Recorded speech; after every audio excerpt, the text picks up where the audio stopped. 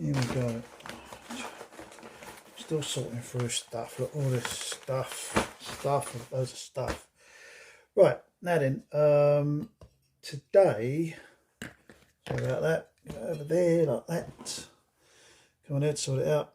Yeah, today I'm going to talk about this guy. He's I'm going to have to watch the video there and comment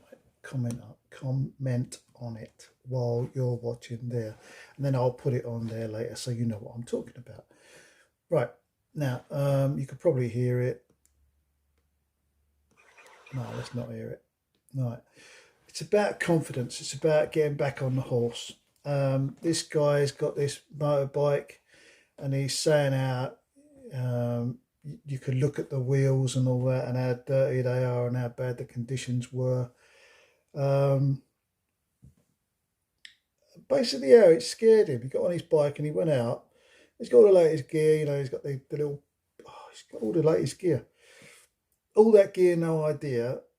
It ain't quite that bad, but he has got all the latest gear. He's got the latest motorbike. It's an 05, but it's a really nice bike for an 05. It's a BMW, so it's going to all have all the electrics on it and all the gizmos and gadgets. And it measures, you know, it must measure lean angles and acceleration and all this stuff that all these modern bikes have got. And it's great. It really is great. It's a nice bike. He's talking about it. And he's talking about when his confidence gets shaken up because he went out for a ride on his bike and it skipped out a couple of times. The back end skipped out and this, that and the other. And he's kind of saying that the only way of curing this is to get back on the bike and go, you know, start again, get back in the saddle, as how he finishes it. Yeah, so I'll put it up there so you can see it. Now then, I went to Cornwall the other day. I went to Cornwall and it was nice, but I ended up leaving here late, which meant my 5-hour or 6-hour ride to Cornwall, because there weren't in no rush, it was bloody cold, meant that I got there late, and it meant that I got there in the pitch black, which wasn't fun. I got there in the pitch black, and when I reached I was following SatNav, and when I reached this certain road, about half an hour from my destination, road closure signs came up. Now, normally I go through road closure signs because they normally refer to the roads and they refer that cars can't go down and all that. But there's usually a pavement that's open at the side of the road closed. So normally I just ignore the road closures and just go straight on and go around on the pavement. Now, I'd followed this road down and I must have passed about 5 or 6 road closed signs. And there was nothing. It was just road kept going. Eventually, I got to where the road was closed, and it was completely shut. There was nothing left of the road, nothing left of the pavement, nothing. It was just in the middle of the countryside, and the whole road had gone.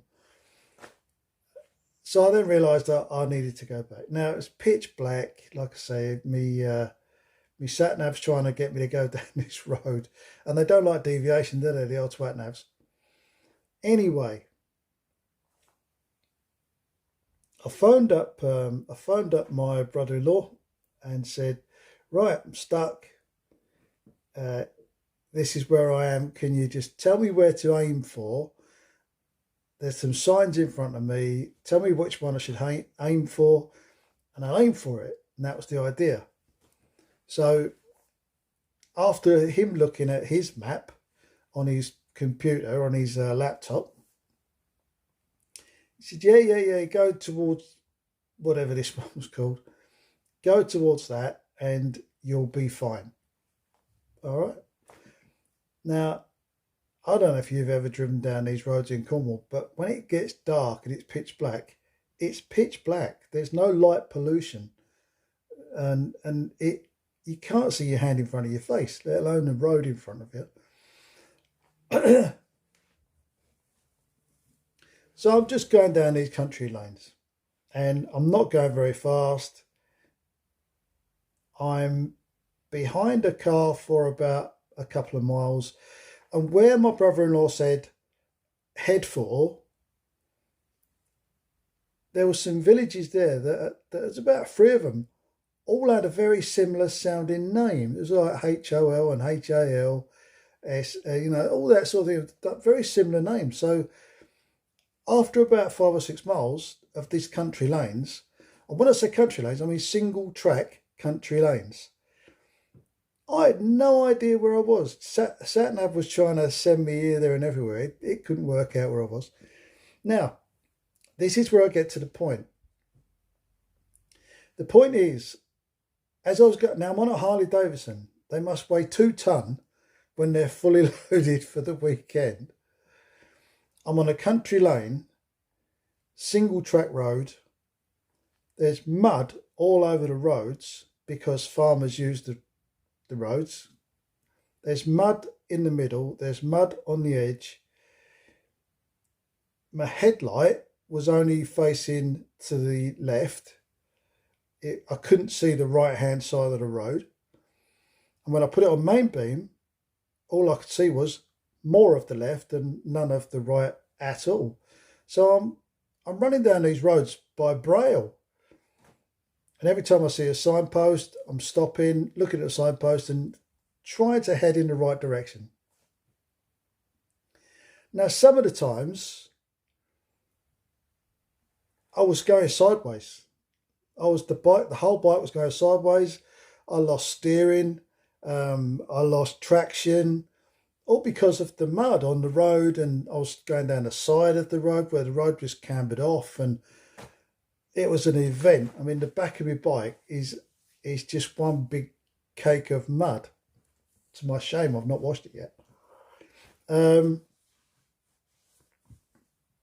I didn't think to myself, oh shit, I better think about my future and all that.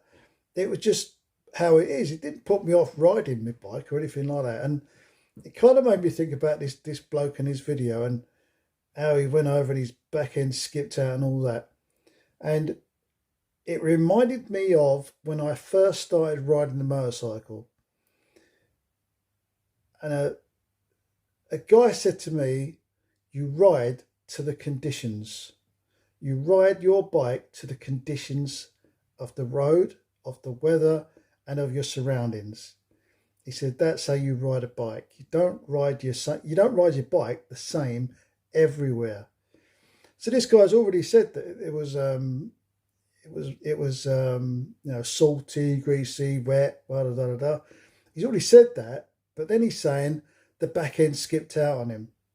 Well, you could ask yourself, why did the back end skip out on you if you was riding your bike to the conditions of the road?